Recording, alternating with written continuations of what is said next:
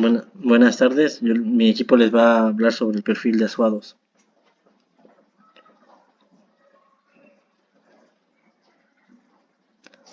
Integrantes. Está como primer lugar Alberto, Alejandro, César, Vidal, Emanuel y Carlos.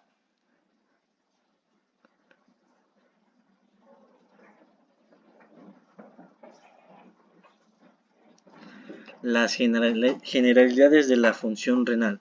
Bueno, como primer punto tenemos son dos órganos funcionales que ocupan como un filtro para eliminar productos metabólicos y toxinas de la sangre. Participan en el control integrado de los líquidos extracelulares y el equilibrio eléctrico y el equilibrio de ácidos y básicos. También produce hormonas como el calcitril o la eritropoyetina. También esta activa los metabolismos de la enzima renina y esto describe la fisiología renal.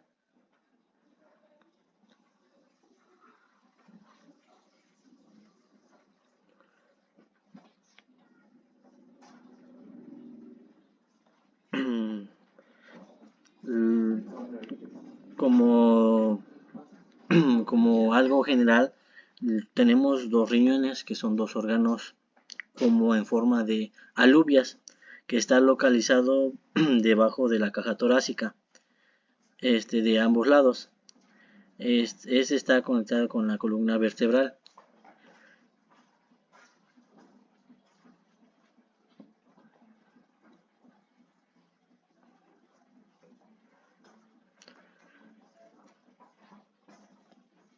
Estas son sus partes del sistema genitourinario que tiene una serie funcional en el organismo. En el interior de los riñones hay millones de nefronas. Son responsables de filtrar la sangre. Cada nefrona tiene un acúmulo de vasos sanguíneos. También hay un tubo denominado tubo de forma glomerular y su función recoge el líquido de las moléculas que han atravesado en la forma de las proteínas, que son compuestos en el organismo que pueden reutilizar.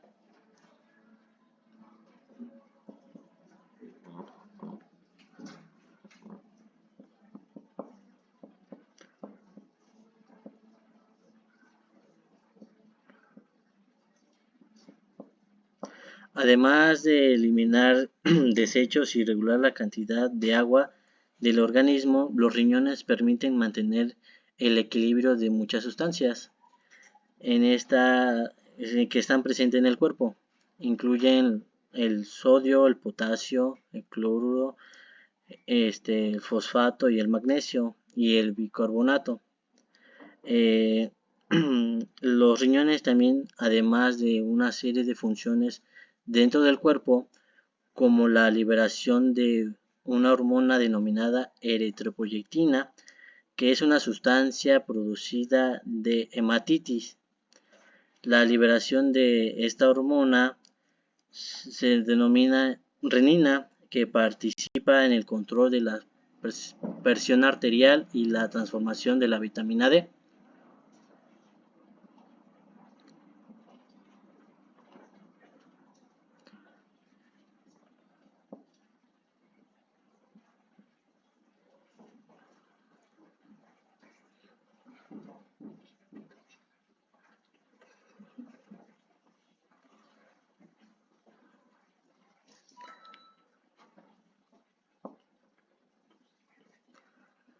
Bueno, la nefrona está formada por el glomérulo en forma de vaso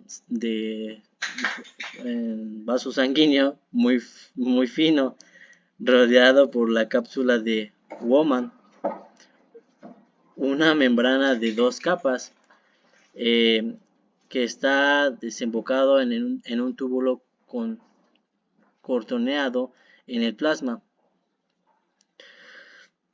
El 99% del agua y los nutrientes esenciales filtrados son reabsorbidos por las células tubulares y estas pasan a los capilares que rodean los túbulos contorneados.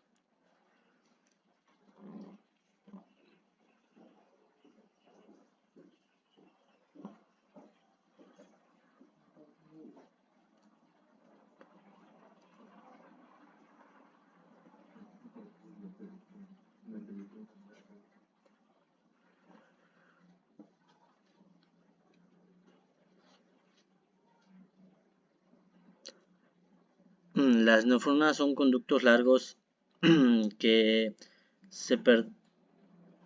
que son compuestos por varios segmentos, cada uno de los cuales desempeñan diversas funciones relacionadas con el mantenimiento de mecanismos homeostáticos del organismo. Cada uno de los segmentos de la nefrona tiene un porte sanguíneo diferenciado que regula el gradiente iónico. Determinadas sustancias químicas pueden influir directamente sobre el segmento específico de la nefrona de forma aguda o crónica, dependiendo del tipo y la dosis de la exporción. Los vasos sanguíneos renales solo irrigan los elementos glomerales tubulares, aportando los productos residuales que hay que filtrar y absorbiendo nutrientes, proteínas y electrolitos, además de suministrar el oxígeno necesario para la vialidad del órgano en el 90% del flujo sanguíneo. Se dirige a la corteza y el porte disminuye gradualmente hacia la médula. Esa diferencia de flujo a la situación de las nefronas son esenciales para el mecanismo de contracorriente que concentra aún más la onda y posibles neufrotoxinas.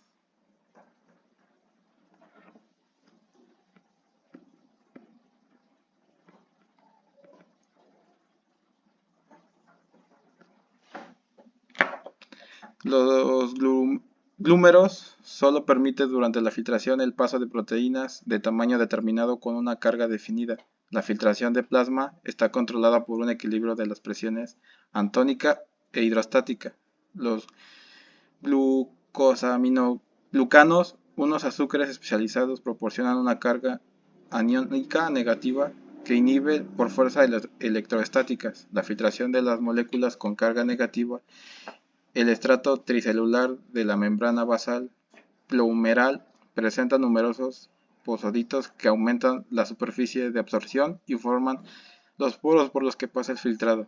La lesión de la membrana basal especializada o del endotelio capilar puede permitir el paso a la orina de la albina, un tipo de proteína en grandes cantidades que presencia en la orina de un exceso de albina o de otras microproteínas. Es un indicador de lesión glomerular o tubular.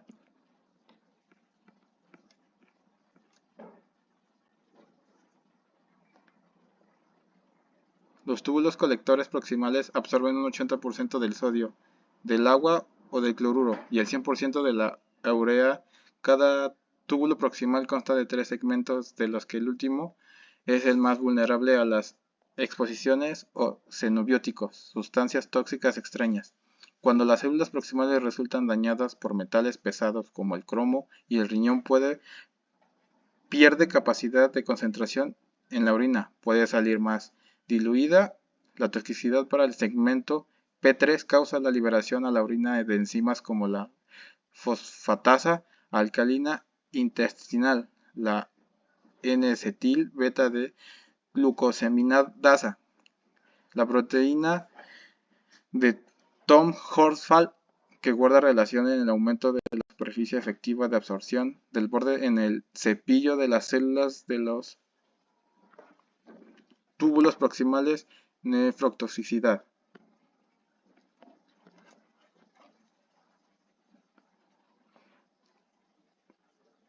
La creatina es una sustancia filtrada por el glomérulo para que apenas se absorbe a través de los túbulos proximales. Si ese glomérulo sufre daños, es incapaz de eliminar las toxinas producidas por el organismo y se acumula la creatina sérica.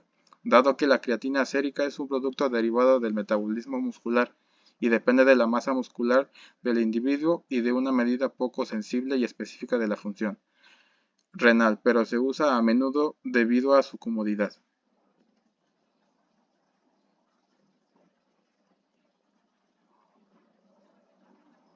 Hematuria. La hematuria, hematies de la orina, y la piruria, leucocitos en una orina, son síntomas primordiales de muchas enfermedades del sistema nefrourinario y con fines de la clasificación pueden considerarse marcadores biológicos celulares inespecíficos. De 0 a 20 años, glomerulonefritis aguda, infecciones urinarias agudas, anómalas congenias de vías urinarias en absorción. De 40 a 60 años de mujeres, infecciones urinarias agudas, cálculos y tumores vesiculares. De 20 a 40 años, infecciones urinarias agudas, cálculos, tumores vesicales. Más de 60 años en varones, hiperplasia prostática vaginal, tumores vesicales, infecciones urinarias agudas. 40 a 60 años varones, tumores vesicales, cálculos, infecciones urinarias agudas. Más de 60 años mujeres, tumores vesicales e infecciones urinarias agudas.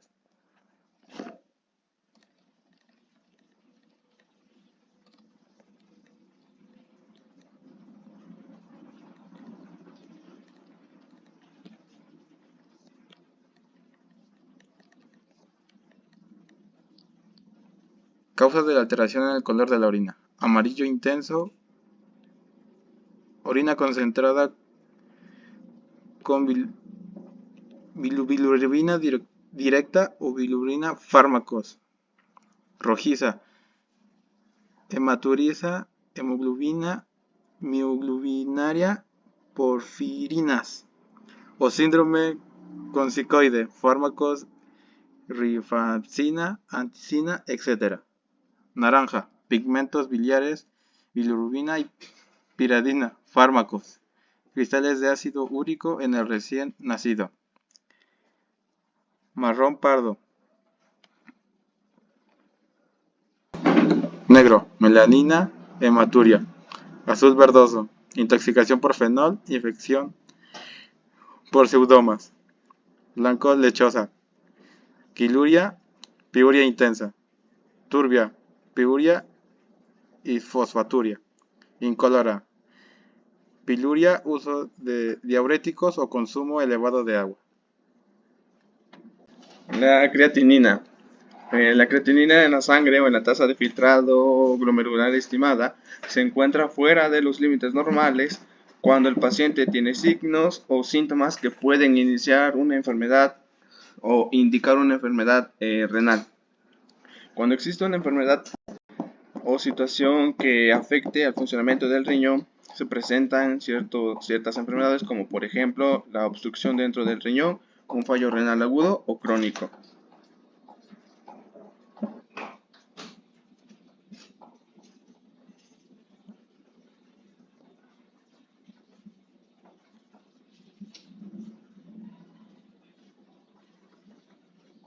La albumina es una proteína plasmática que se encuentra en elevadas concentraciones en la sangre, de manera que cuando los riñones tienen un buen funcionamiento, prácticamente no se pierde albumina por la orina, pero si cuando existe una lesión o una enfermedad renal, los riñones no pueden o no tienen la capacidad de retener la albúmina y demás proteínas.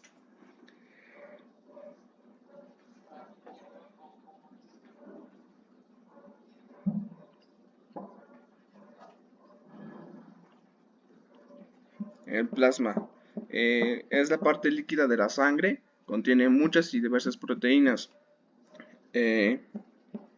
Una de las funciones de los riñones es conservar las proteínas plasmáticas, es decir, evitar que se pierdan o se excreten en la orina junto con sus sustancias de desecho del organismo. Existen dos mecanismos que evitan el paso de la proteína hacia la orina. El primero es el glomérulo renal, que ejerce de barrera o ejerce una barrera, permitiendo que las proteínas de mayor tamaño queden retenidas en la circulación sanguínea. Como segundo punto, son las proteínas de menor tamaño que pueden pasar a través del glúmero, se reabsorben prácticamente en su totalidad a un nivel de los túbulos renales.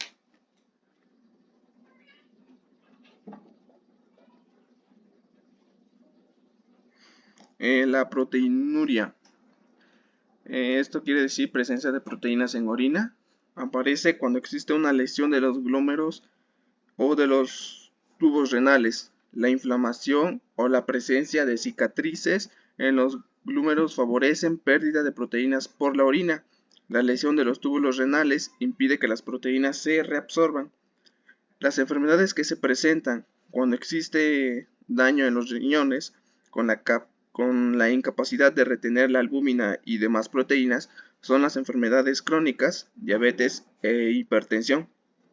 Los niveles normales de albúmina en la orina son de menos 30 miligramos sobre 24 horas.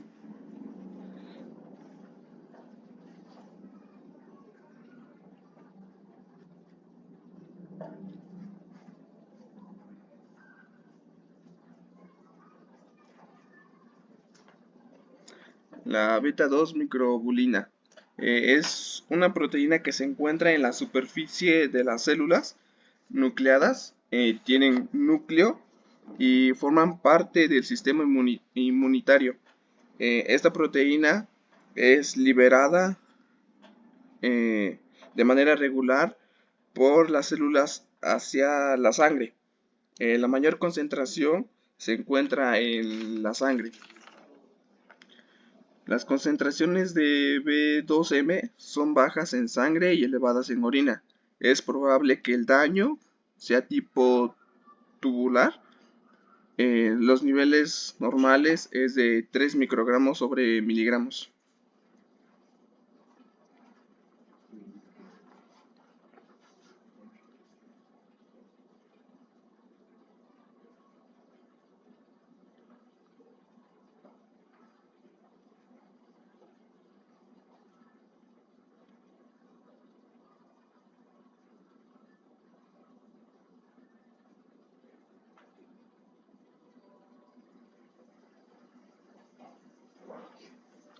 En los riñones, eh,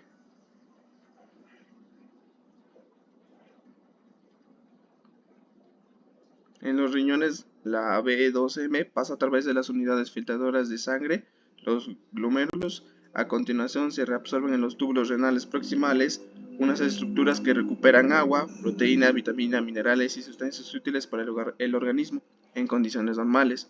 Solamente se encuentran en pequeñas cantidades de B2M en orina. A cada glomérulo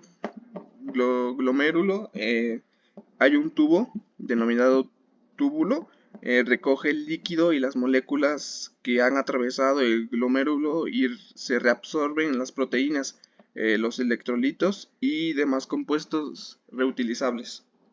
El tema de creatinina es el producto de desecho producido en los músculos a partir de la degradación de un compuesto conocido como la creatinina. Prácticamente toda la creatinina se excreta de los riñones. En esta prueba mide la cantidad de creatinina presente en la sangre o en la orina.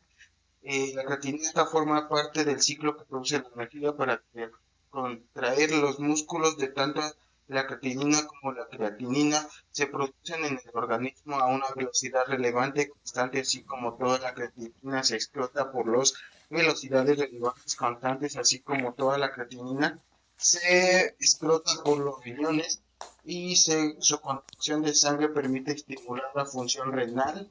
Y la cantidad de creatinina producido depende del tamaño de la persona y su masa muscular. Son unos órganos como en forma de haba y el tamaño de un puño, localizados en ambos lados de la columna vertebral por debajo de la caja torácica. Estos órganos están compuestos por millones de neurones responsables de filtrar sangre a través de un filtro denominado glomérulo. El glomérulo permite el paso de agua y pequeñas moléculas para mantiene en la sangre las células y moléculas más grandes y unido con el glomérulo hay un tubo denominado tubo que recoge el líquido en las moléculas atravesando el glomérulo en las proteínas, electrolitos y otros compuestos que el organismo puede reutilizar. Todo lo que no es necesario del organismo se elimina en la orina que se dirige hasta la vejiga y expulsa al exterior a través de la uretra. Los resultados de la prueba de creatinina en la sangre de orina pueden evaluarse con un conjunto para valorar la función. La creatinina en la sangre también es útil para estimular la cantidad de sangre que filtran los riñones. En cada minuto concepto se denomina tasa de filtrado glomerular. Esta tasa es difícil de medir de forma directa, pero en sí puede estimularse para detectar una lesión renal o diagnosticar a un paciente con enfermedad renal crónica, además de realizar el seguimiento de la función renal. Aparte de las unidades convencionales, de 0 a 18 años tiene una gran variedad, de 18 a 60 años en los masculinos de 0,9 a 1,3 miligramos por decilitro, en los femeninos de 0,6 1 miligramos por decilitro, o de 60 a 90 años, el masculino es de 0,8 y 1,3 miligramos por decilitro. La disminución de la función renal lleva a una disminución de la tasa de filtrado glomerular y pues ahí pues hay unos aumentos de sangre en la cistanina y otras sustancias normalmente que filtran los glomérulos como la creatinina y la urea. Estos se incrementan y ocurren porque los riñones no pueden filtrar adecuadamente la sangre en un ritmo normal, lo que provoca la acumulación de las sustancias en la sangre. Por otro lado, se espera que haya una mejora en la función renal. Se producirá un aumento en la tasa de filtrado glomerular, lo que hace que la cistanina, la creatina y la urea disminuyan, como resultado que los riñones puedan eliminar las sustancias de la sangre de manera efectiva, como lo hacía. Aquí está el estadio donde tenemos el daño renal mínimo, que es de 90. Proteínas de la albúmina en la orina pueden estar elevadas rara vez que se observan las células de los cilindros de la urianálisis. La disminución ligera de la tasa de filtrado glomerular de 60 a 89. Proteínas de albúmina en la orina pueden estar elevadas rara vez se observan células y cilindros de la urianálisis. La disminución moderada de la tasa de filtrado glomerular es de 30 a 59. Hipertensión arterial, anemia, concentraciones anormales de calcio, potasio y fosfato en sangre. Y la descripción aquí de la 4, la disminución grave de la tasa de filtrado glomerular, que es 15 y 29, hipertensión arterial, anemia, enfermedad ósea, concentraciones anormales de calcio, potasio, fosfato, vitamina D y PTH en sangre. Fracaso renal, que es de 15, menos 15.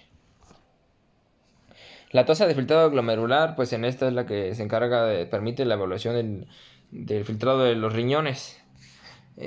Su principal causa en estos órganos es filtrar la sangre de forma que capta los desechos y los excesos del agua que transforman en orina.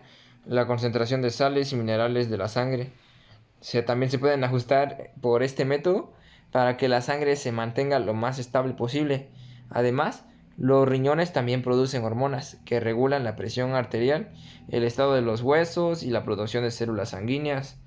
Los glomérulos, pues estos son unos pequeños filtros que se encuentran localizados en el riñón y estos son los que eliminan los productos de desecho de la sangre, al mismo tiempo que evitan la pérdida de los constituyentes importantes como las proteínas y las células sanguíneas. Unos riñones sanos filtran 200 litros de sangre cada día y producen unos 2 litros de orina. La tasa de filtrado glomerular hace referencia a la cantidad de sangre que se filtra por minuto en un glomérulo. La enfermedad crónica renal crónica, se asocia en una disminución de la función renal, a menudo progresiva, de diabetes e hipertensión arterial.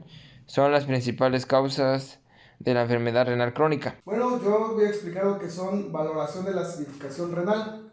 Bueno, la acidosis tubular renal, mejor conocida como ATR, es el trastorno de la función tubular que dificulta la regulación renal del equilibrio ácido-base.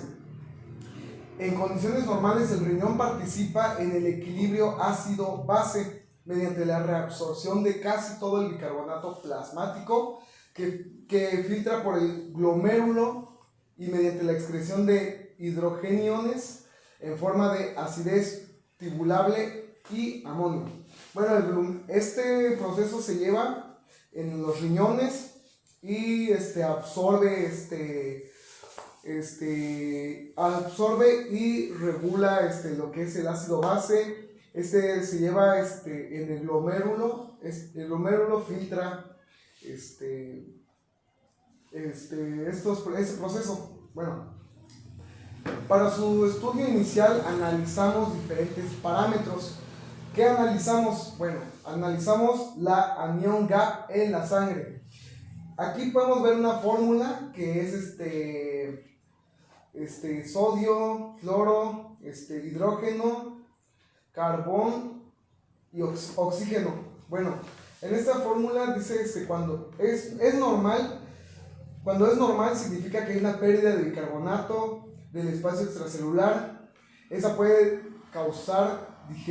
ser digestiva o renal. Se acompaña de hipercloremia. ¿Qué es la hipercloremia?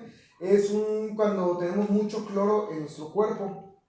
Bueno, si el GAP está elevado, hay que pensar en una acidemia orgánica por acumulo de ácidos orgánicos, como lo son la acidosis láctica, la cetoacidosis diabética, y pues bueno, por tanto la ATR es una acidosis hiperclorémica con anión GAP normal. Bueno, aquí nos explica que la ATR es una acidosis hiperclorémica y esta tiene una anión GAP. Ok. pH urinario. Bueno, el pH urinario se mide solamente en la actividad en la orina. Mide la actividad en la orina. Es menos del 1% la cantidad total de protones excretados en la nefrona distal. Se debe valorar siempre en situación de acidosis, y en esta situación el pH en la orina debe ser inferior a 5.5. Bueno, cuando un pH es bajo, no asegura una adificación distal normal si la excreción de este proceso está baja, y al contrario, un paciente con una excreción alta puede tener un pH mayor de 6 sin amplificar el defecto de acidificación. El pH urinario y ese proceso debe tener un pH mayor de 6 sin amplificar el defecto de acidificación. El pH urinario y ese proceso deben ser evaluados conjuntamente para medir adecuadamente la acidificación distal. Bueno, la anión GAP urinaria se realiza una muestra aislada en la orina y en pacientes con este proceso con acidosis metabólica en la sangre. Bueno, nos da una estimación indirecta de excreción. Esta con una dieta normal, las cantidades de calcio y magnesio deben ser pequeñas. La excreción de aniones no son medibles. Varía muy poco, por lo que el GAP urinario es casi equivalente a la concentración de aniones no medibles. Cuando es negativo, aumenta la excreción de amonio, causa pérdidas digestivas renales o de bicarbonato. Si existe poca cantidad de amonio, el GAP urinario será positivo y ocurre en la ATR distal y en la ATR tipo 4 con hipercalcemia. Bueno, ahora voy a pasar con lo que son las enfermedades renales crónicas, qué consisten qué problemas podemos tener en un fallo en el proceso de la valoración de acidez y regulación de estos procesos. Bueno, las enfermedades renales crónicas dañan los nefrones poco a poco en el transcurso del tiempo, conforme nuestra edad, conforme nuestra dieta, lo que consumamos en nuestro día a día, pues estas se dañan dependiendo de nuestro consumo y nuestros hábitos. Dice, esas enfermedades podemos adquirir enfermedades renales como cáncer, quistes, piedras o infecciones. Bueno, se pueden hacer exámenes comunes de laboratorio para evaluar qué también están funcionando nuestros riñones. Algunos exámenes que nos podemos hacer para ver si nuestros riñones funcionan de manera correcta, pues puede ser el BUN. ¿Qué es el BUN? Es nitrógeno ureico en nuestra sangre, creatinina en la sangre, depuración de la creatinina en la sangre y creatina en orina. Bueno, ahora vamos a pasar con algunas patologías que podemos adquirir, algunas infecciones en nuestro riñón. La primera es una de tantas, es la enfermedad de Fabry. ¿Qué es la enfermedad de Fabry? Es una enfermedad genética hereditaria. Afecta órganos de todo el cuerpo, como pueden ser el corazón, el cerebro y los riñones. Puede hacer que reciben menos sangre de la que necesitan nuestros órganos. Esta enfermedad hace que reciban menos sangre de nosotros. Bueno, la glomerulonefritis. Bueno, esta enfermedad, la glomerulonefritis, daña los glomérulos. ¿Lo que son los glomérulos? Los glomérulos son pequeños filtros que tenemos en el riñón que hace que nuestro riñón absorba únicamente nutrientes, y esos glomérulos son filtros que quitan a un lado pues cosas que nos pueden hacer daño, son filtros. Entonces este glomérulo filtra nuestra sangre, depura nuestra sangre, hace que esté limpio nuestro organismo. Pero bueno, con esta enfermedad puede perder la capacidad de eliminar los desechos de la sangre y de nuestros líquidos. Bueno, con el tiempo esto puede causar fallas renales y muchos problemas médicos. Y el tratamiento es dependiendo la causa. Ahora voy a pasar con nefritis lúpica. La nefritis lúpica es una enfermedad autoinmunitaria, que quiere decir que hace que el sistema inmunitario ataque nuestros propios tejidos. O sea que pues nuestro sistema inmunitario pues ya no toma a nuestro favor, pero puede causar dolor, causa hinchazón, daños en el organismo incluyendo nuestros riñones. Puede provocar una enfermedad renal crónica o falla renal. La nefritis lúpica es una enfermedad incurable. Se desconoce una causa exacta, pero el tratamiento permite a muchas personas con lupus aliviar sus síntomas, prevenir daños renales aún más graves. Bueno, pues esta enfermedad es una enfermedad que no tiene cura, pero sí un tratamiento.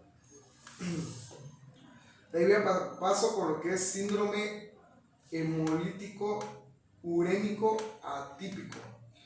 Bueno, pues sus siglas son SHU, como ya dije, es una enfermedad genética hereditaria, es un síndrome. Esa enfermedad provoca la formación de coágulos sanguíneos diminutos en la sangre, en los vasos sanguíneos de nuestro cuerpo, hace que nuestras arterias se tapen por los pequeños coágulos, y pues básicamente los coágulos en nuestra sangre es como una necrosis que nos puede afectar, porque los coágulos pues son pequeños así que pues tapan nuestras arterias. Bueno, esos presentan síntomas muy a menudo, pero bueno, esto de hecho es una enfermedad que es un poco difícil de detectar y puede causar sucesos desencadenantes. Bueno, continúo con lo que es poliquistinosis renal. Esa enfermedad es un trastorno genético hereditario, otra enfermedad hereditaria que hace que formen quistes y entra nuestra sangre, depura nuestra sangre, hace que esté limpio nuestro organismo. Pero bueno, con esta enfermedad puede perder la capacidad de eliminar los desechos de la sangre y de nuestros líquidos. Bueno, con el tiempo esto puede causar fallas renales y muchos problemas médicos. Y el tratamiento es dependiendo la causa. Ahora voy a pasar con nefritis lúpica. La nefritis lúpica es una enfermedad autoinmunitaria, que quiere decir que hace que el sistema inmunitario ataque nuestros propios tejidos. O sea que pues nuestro sistema inmunitario pues ya no actúa a nuestro favor, pero puede causar dolor, causa hinchazón, daños en el organismo incluyendo nuestros riñones, puede provocar una enfermedad renal crónica o falla renal. La nefritis lúpica es una enfermedad incurable, se desconoce una causa exacta, pero el tratamiento permite a muchas personas con lupus aliviar sus síntomas, prevenir daños renales aún más graves. Bueno, pues esta enfermedad es una enfermedad que no tiene cura, pero sí un tratamiento. De ahí paso con lo que es síndrome hemolítico urémico atípico. Bueno, pues estas sus siglas son SHU, como ya dije, es una enfermedad genética hereditaria, es un síndrome. Esa enfermedad provoca la formación de coágulos sanguíneos diminutos en la sangre, en los vasos sanguíneos de nuestro cuerpo, hace que nuestras arterias se tapen por los pequeños coágulos, y pues básicamente los coágulos en nuestra sangre es como una necrosis que nos puede afectar, porque los coágulos pues son pequeños así que pues tapan nuestras arterias. Bueno, esos presentan síntomas muy a menudo, pero bueno, esto de hecho es una enfermedad que es un poco difícil de detectar y puede causar sucesos desencadenantes. Bueno, continúo con lo que es poliquistinosis renal.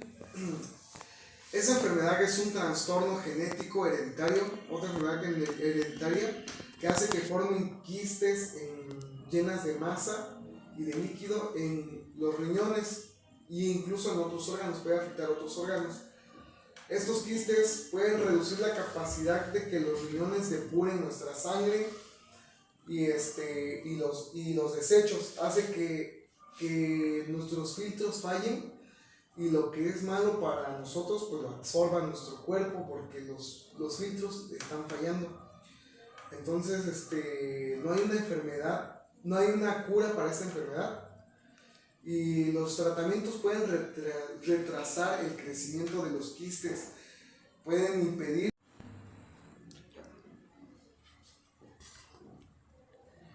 Buenas noches, compañeros, continuamos con la temática de exposiciones. Es que no está grabando porque necesitas darme Recording in progress. ¿Ya? Es que me tienes Recording stopped. ¿Ya? 2, 3. Recording in progress. ¿Qué tal? Buenas noches, compañeros. Seguimos con la temática de exposición. El tema es asuados. Prácticamente les hablaré de la dieta, la alimentación correcta. Se sabe que somos lo que comemos, pero también una buena alimentación nos ayuda a tener o gozar de una buena salud, pero también si tenemos un deterioro orgánico y nos alimentamos inadecuadamente, también lleva al deterioro orgánico o mal funcionamiento de nuestros órganos. En este caso hablaré cuando se acumulan grandes cantidades de elementos como son nitrógeno, urea, creatinina. Esto que le provoca a nuestro riñón, provoca tantas enfermedades desde insuficiencia renal, etc. Para no entrar tanto en redundancia, hablaré de los alimentos que están recomendados en pacientes con insuficiencia renal. Prácticamente dice una dieta rica en frutas, vegetales, pero como en toda la vida tiene sus excepciones, aquí vamos a evitar algunos alimentos, algunos frutos como algunos vegetales. ¿Cuáles son los frutos que vamos a evitar? Papaya, plátano. ¿Por qué? Porque tienen gran cantidad de fósforo. En vegetales vamos a hacer mención a las espinacas, acelgas, que son los que tienen mayor cantidad de potasio. ¿Cómo vamos a reducir la cantidad de potasio? Muy bien, meter estos alimentos o estos frutos al refrigerador, que se congele y después remojarlo en agua para que pierda la cantidad de fósforo. Bien, seguimos en materia hablando de lo que puede consumir un paciente con insuficiencia renal. Prácticamente y en toda la vida nos ha hablado de la dieta DASH. La dieta DASH consiste en consumir más agua, en consumir frutas y verduras, pero todo con moderación, sobre todo evitar alimentos con fósforo, potasio. También alimentos procesados, ricos en azúcares, enlatados, como son mermeladas, como son gaseosas que tienen gran cantidad de fósforo que puede ser perjudicial para los riñones. Y se le pide a los pacientes utilizar aceite virgen. ¿Cuál es el aceite virgen? Aceite de oliva. Y mezclar o reducir la cantidad de pastas. ¿Cuáles son las pastas que vamos a reducir? Arroz, sopa, etc. Para todo esto existe una gran cantidad, o más bien una medida suficiente que necesita el organismo. Por ejemplo, potasio 2 gramos al día, sodio menor a 2.4 gramos al día. En pacientes con insuficiencia renal, otra vez repitiendo, pacientes con insuficiencia renal que están en un proceso de hemodiálisis va a requerir de 2 a 3 gramos al día de potasio, mientras que de sodio sería 2 a 3 gramos al día. Si bien, compañeros, no es tanta la cantidad de